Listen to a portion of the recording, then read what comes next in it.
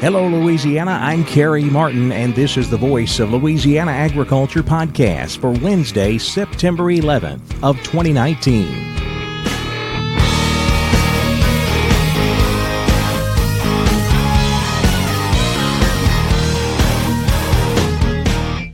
Welcome to the Voice of Louisiana Agriculture podcast, a look at the latest news in Louisiana agriculture.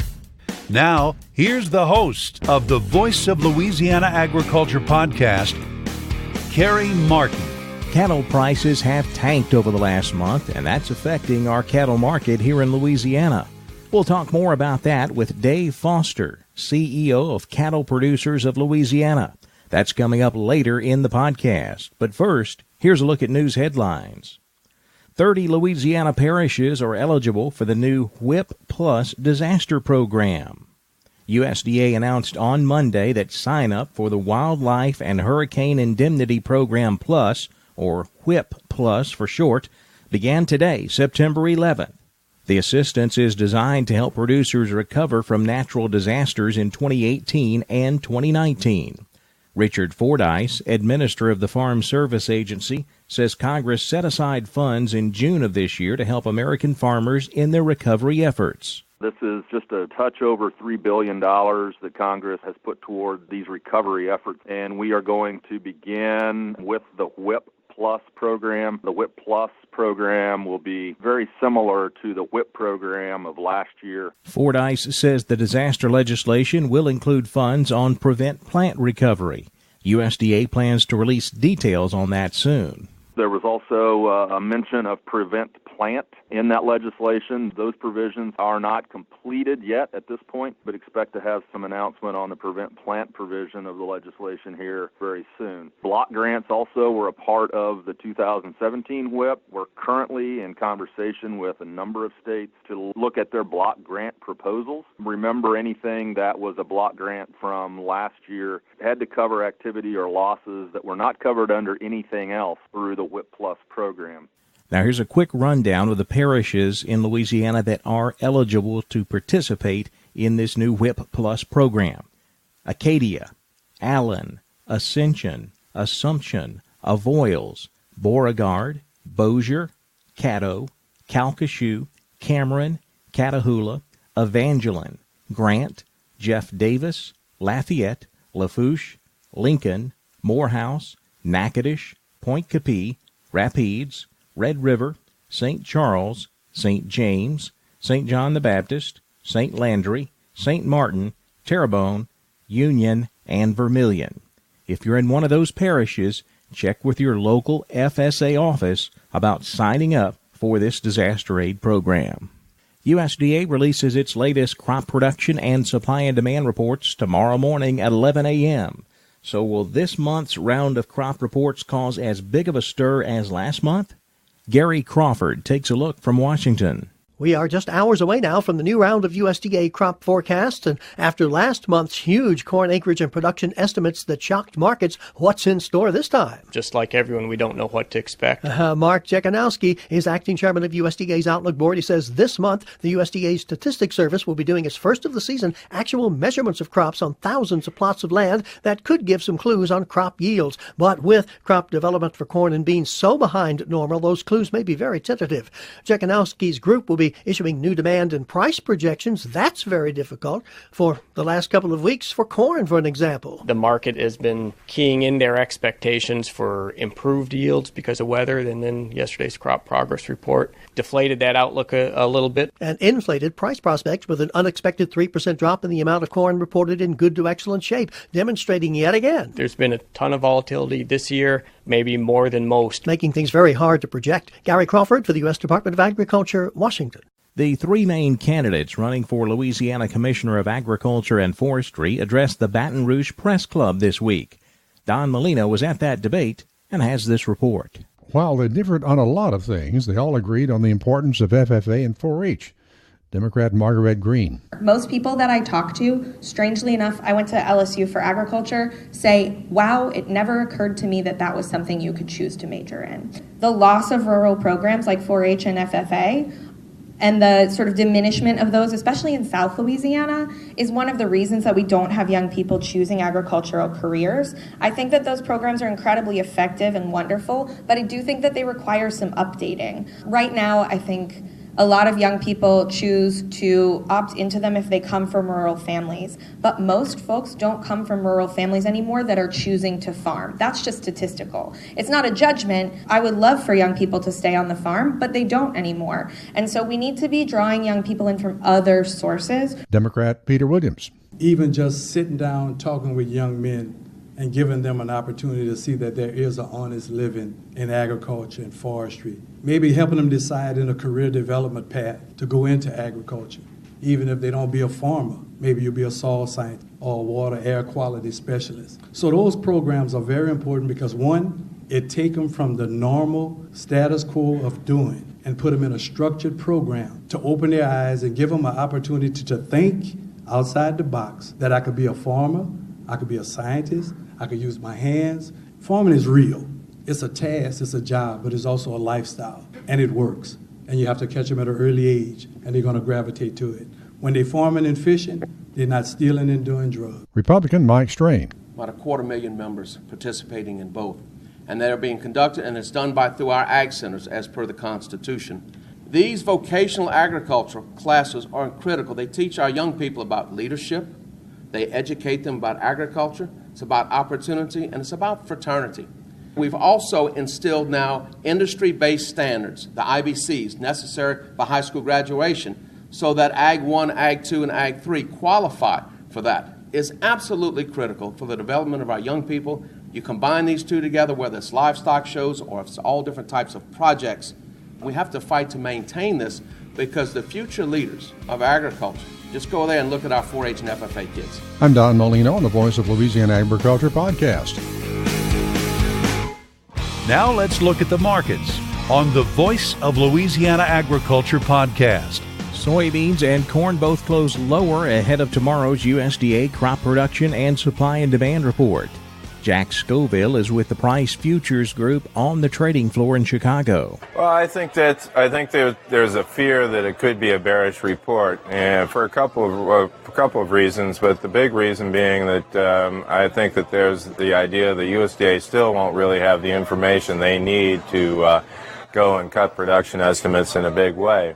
They're going to have yield estimates, or at least a little better handle on yield estimates, because they are going to start taking a look at the ears for the first time for this report. So it won't be just producer surveys and satellites, but they won't really, I don't think, make any changes to harvested area at this time.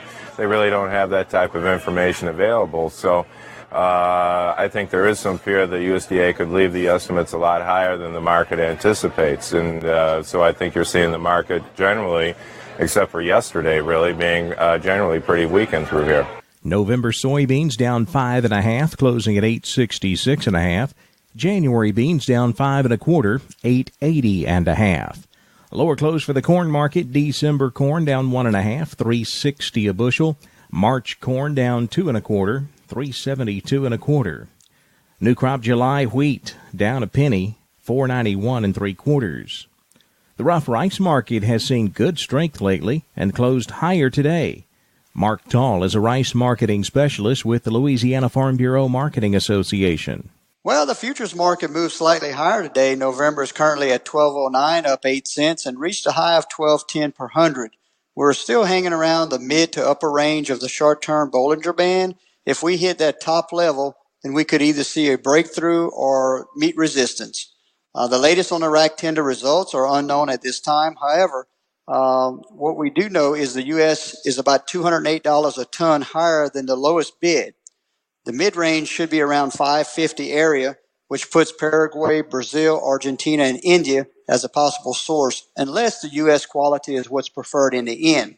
The cash price on long grain did move higher over the last day. We're now seeing 1173 per hundred based on a 62/70 number 2. Harvest is starting to wind down for the most part, and field yields haven't gotten any better, and a disappointing crop for many. November rice up 8 cents today, closing at 12.09 1/2. January rice up 7, 12.24 1/2. November sugar was unchanged, closing at 25.65 cents. Now with a look at the cotton market, here's Don Molino. Cotton futures at New York were down in nearby October Wednesday afternoon, but with other contracts marginally higher. China has given tariff exemptions on 16 U.S. products, though it does not include any of the main agriculture goods. U.S. Department of Agriculture will give us an updated look at the U.S. and world balance sheets today. The Cotton Looking Index down 45 points on September 10th at $70.60 a pound. The weekly average world price is $51.57, below loan rate. It'll be updated today. At New York Wednesday afternoon, October cotton $59.40, down 10. New crop December $59.37, up 3. March cotton $60.03, up 4. The spot market price for North and South Delta both finished $58.37, down 13. I'm Don Molino on the Voice of Louisiana Agriculture podcast. At Dominique's Livestock Market in Baton Rouge and Opelousas this week, 2 to 300 pound steers brought $1.10 to $1.80 a pound. 3 to 4 weight steers $1 to $1.65. 4 to 5 weight steers brought 95 cents to $1.50. 5 to 6 weights 90 to $1.35. With 6 to 7 weight steers bringing 85 cents to $1.25 a pound. Slaughtered cows range from 25 to 61 cents a pound. Slaughtered bulls brought 73 to 88 cents. The futures market closed sharply higher. October live cattle up 235, finishing at 98.50. October feeder cattle jumped 297 to close at 134.02. November feeders up 285. The cattle market has just been plain ugly over the last month following that big fire at the Tyson plant in Kansas. We'll talk more about how that has affected the cattle market here in Louisiana with Dave Foster of Cattle Producers of Louisiana. That's coming up next on the Voice of Louisiana Agriculture podcast.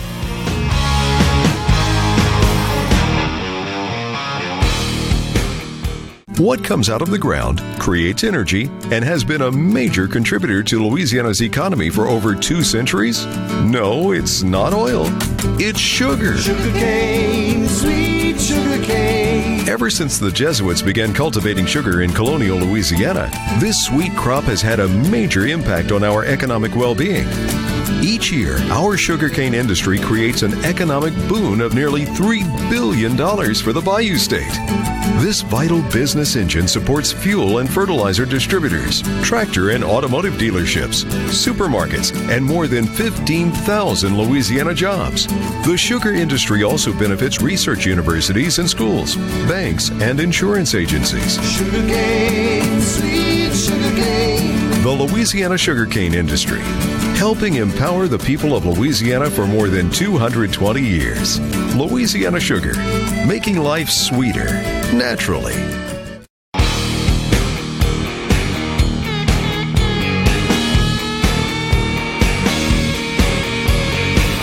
The Voice of Louisiana Agriculture podcast.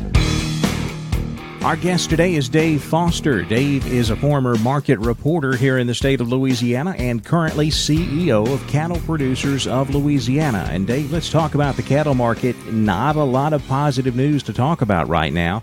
It all started back a few weeks ago when we had a big fire at the Tyson plant up in Kansas. And the market has tanked and stayed in the tank ever since then. Yes, it certainly has. And you know, it is really almost, for me personally, and knowing the markets and talking to people in the marketplace on a regular basis, what took place is really borders on criminal.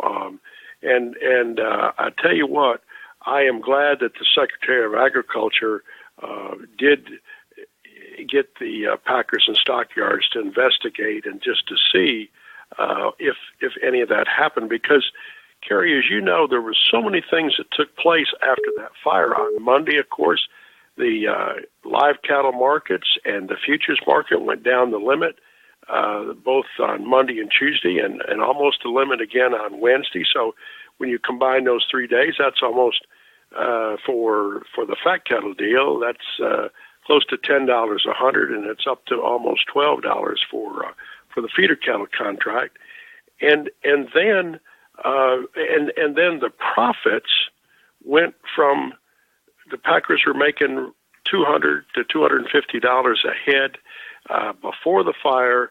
After the fire, it got up to $500 a head per head, and that particular plant has a capacity to kill 6,000 head a day. So you take that scenario. Then what did they do? They called all the retail people, the people in the grocery stores and the people in the restaurants, and said, "Hey, we got this fire. This fire happened, and it'll reduce the capacity, and we won't maybe have enough product. You better get some product bought."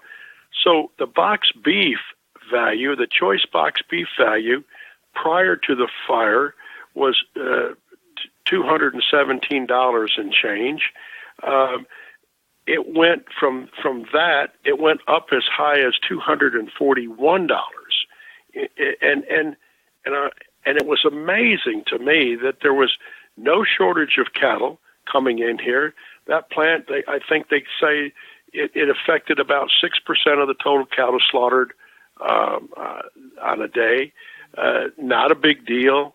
And so here we are now, and the sad part about this is that we in Louisiana and in other southeastern states, we start marketing our calves in mid-August and finish up probably about mid-October with a few into just before Thanksgiving. But our big runs start the middle of August. Well, what happened?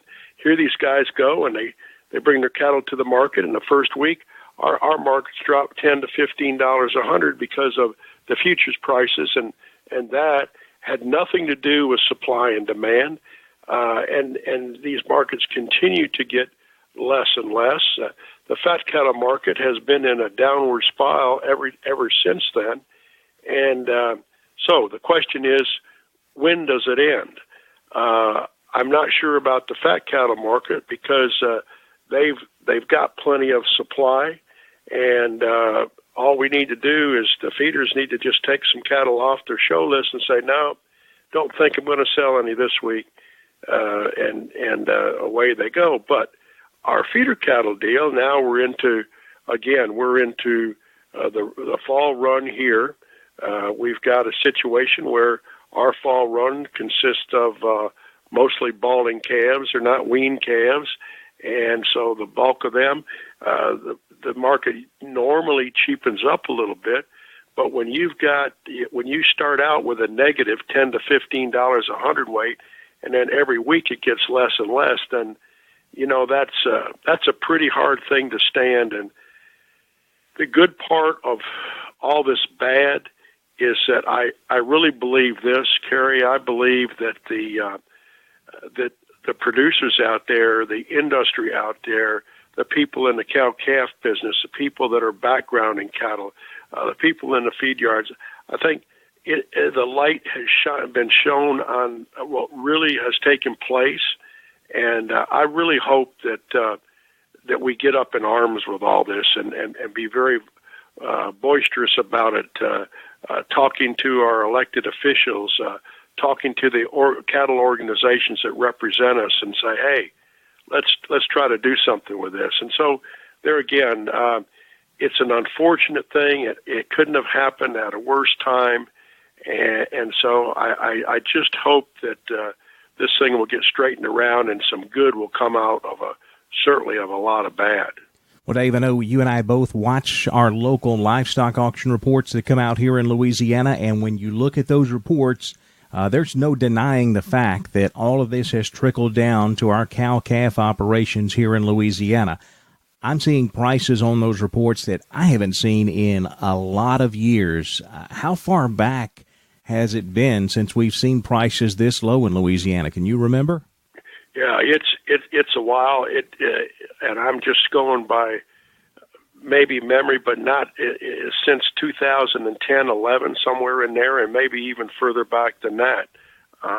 But you're right. It really has a huge effect on a cow-calf state like us, because our average mama cow herd, I think, is somewhere in the 30 mama cows for the state, and so you've got these small part-time people, and when they can't even get anywhere close to what it costs to run that cow for a year back on that calf, they're not going to stay in the business very long. And so we could see some people getting out of the business here just because of that. And then you've got the bigger folks that their bankers may be telling them, hey, we can't loan you any more money. So it really has a far-reaching effect on us here as well.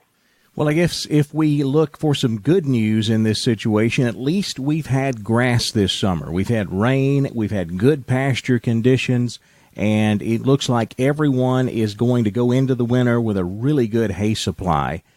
So at least we do have that going for us as opposed to the dry situation we had last year. That's exactly what I'm seeing, Kerry, and that is a true blessing. There's a lot of folks that had, because of the rain, they got started late haying, but they were able to get caught up. And with this dry weather that we've had, or lack of rain, if you will, a lot of people have got in third cuttings of hay, and so that truly is a blessing there. And also, speaking of the cattle markets, our receipts, like I say, normally go up, which they have, of course, in the mid-August to relate back to the fact that people are starting to move their calf crop. But there's not everybody selling now, and because we've got forages available, especially here in the South, and that's a big blessing for us. And so I'll tell you what, I'm telling my members when they're calling, I said, if you can, go ahead and just let your cattle, on that forage, and maybe pull them off the mama cow, but just put them on that grass and let them rough it through and see what happens with this market. And the only bad thing, I guess, you would have a little decrease in the market price possibly if it doesn't get better. However, what happens is you're able to hopefully gain enough on that forage to offset the lower prices.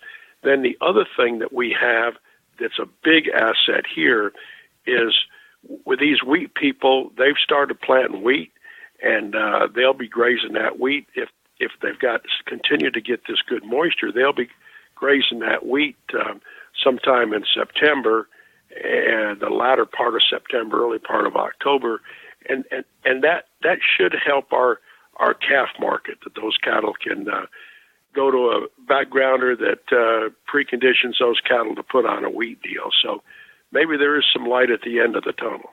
Dave Foster, he's CEO of Cattle Producers of Louisiana. Thanks so much for the insight, Dave. Yes, sir. And that does it for another episode of the Voice of Louisiana Agriculture podcast. We'll be back tomorrow, but in the meantime, connect with us on social media. We're on both Facebook and Twitter. The handle is @VoiceOfLAAg. We'll see you tomorrow right here on the Voice of Louisiana Agriculture podcast. Thanks for listening to the Voice of Louisiana Agriculture podcast. This podcast is produced by Kerry Martin and the Louisiana Farm Bureau Federation.